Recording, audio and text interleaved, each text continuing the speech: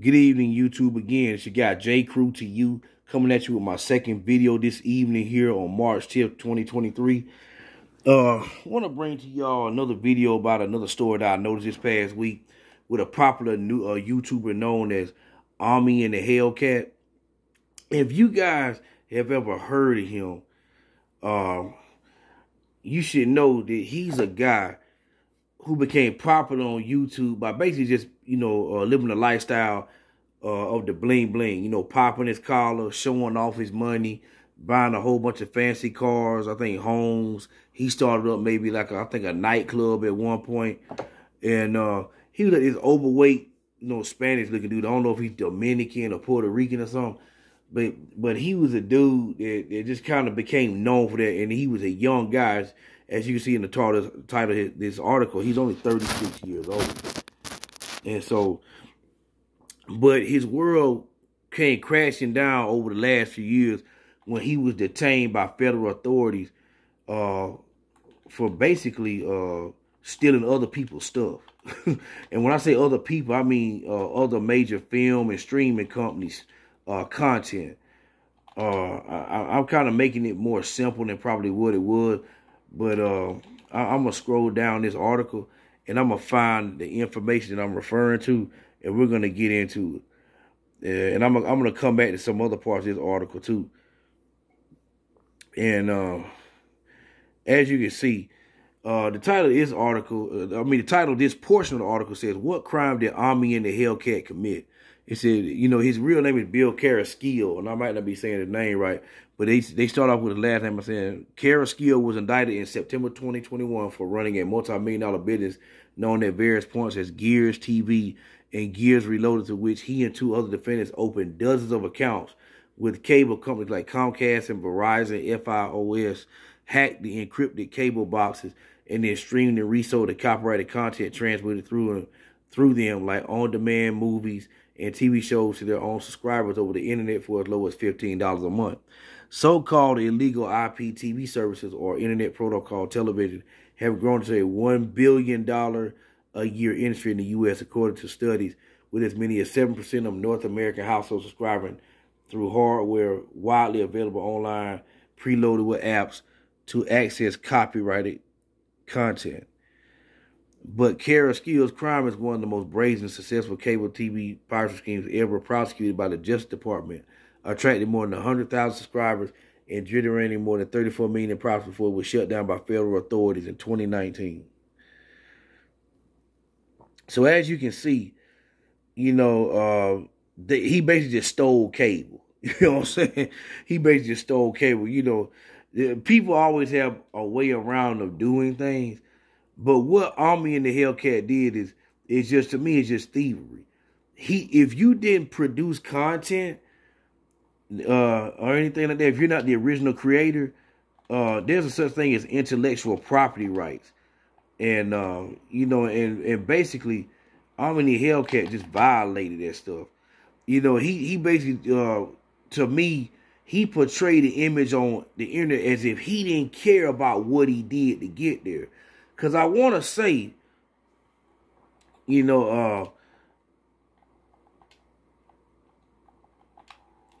I first became aware of how he got the money, he would do videos talking about it.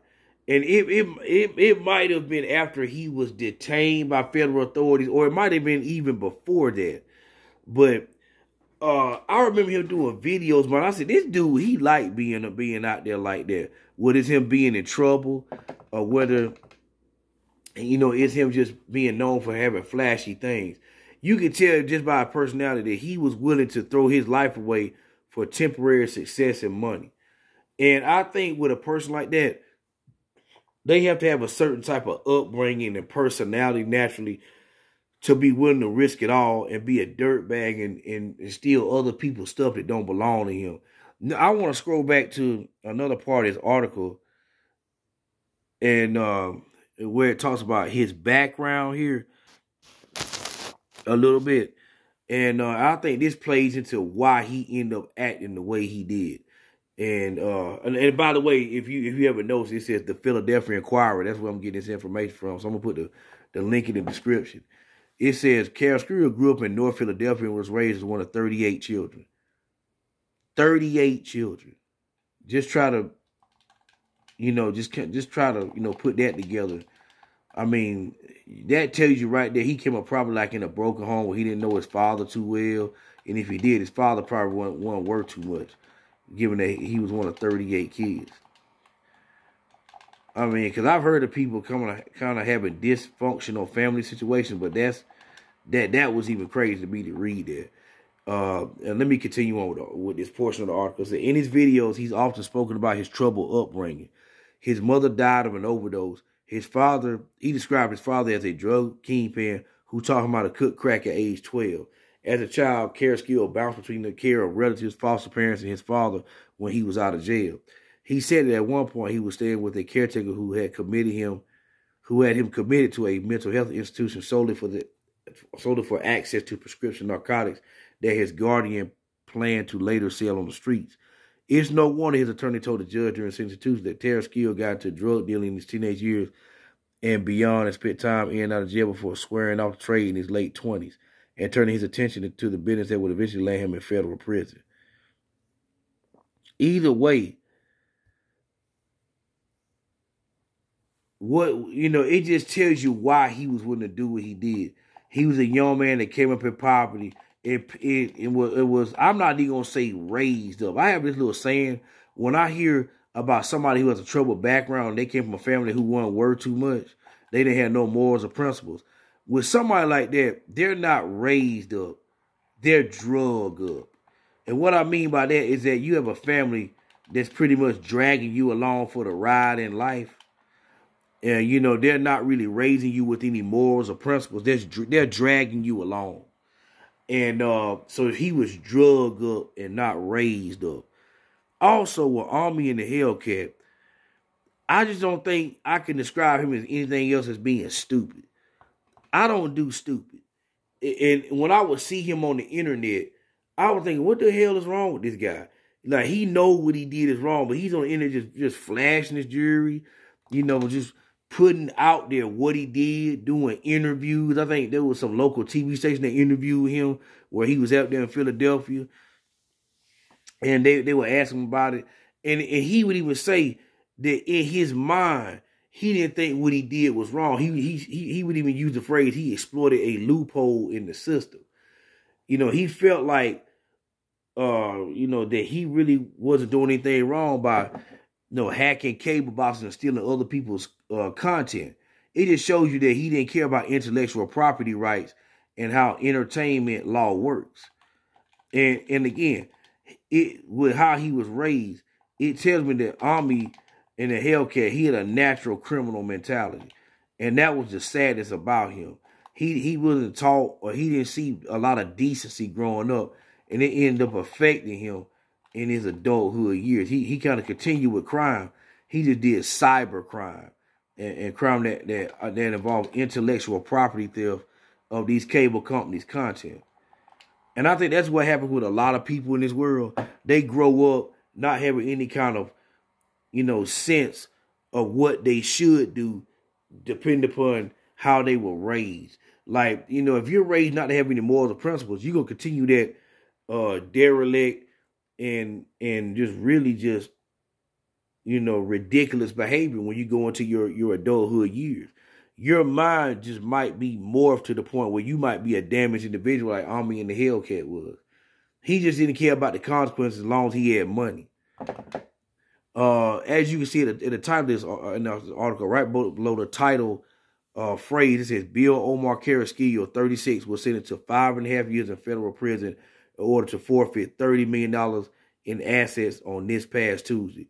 And I think 5.5 years, like 66 months in federal prison. And so he'll be in his early 40s when he gets out. I think if you're in the feds, you at least have to do 85%. So it might be a little bit earlier than that. But I just wanted to bring you all really the results of this story. Because I think it's just sad that you have people out here who are just this stupid as Army and the Hellcat. He already made through a rough childhood. Probably had to adjust to circumstances that were not his fault. And, he was involved in crime by people that really didn't care about his his future or anything like that. But still, he had a second chance at life. But he continued to commit crimes, and by stealing cable, basically, and stealing other people's intellectual property rights to put that into a proper legal terminology.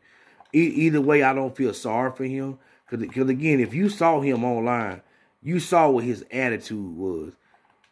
He seemed like he didn't give a crap what nobody thought. He was gonna do what he did at all costs as long as he got something out the deal, which is money and attention. Either way, I normally would have some more positive phrase to say about something like this, but I don't. Only thing I gotta say to Bill Omar Carrasquillo is fool, don't drop the soap while you in prison. Watch your back, don't drop the soap, and we'll see you in about 4-5 years probably. She got J. Crew to you, coming at you with my second video here on March 10th, 2023. Y'all learn a lesson from this crap and don't do it. And just learn to exercise some common sense before you choose to engage and stuff like this. Because this guy just kind of dug his own hole after he climbed out of one as a youth. If you like this video, hit the like button. If you want to subscribe, go ahead and subscribe to my channel. Y'all have a good one.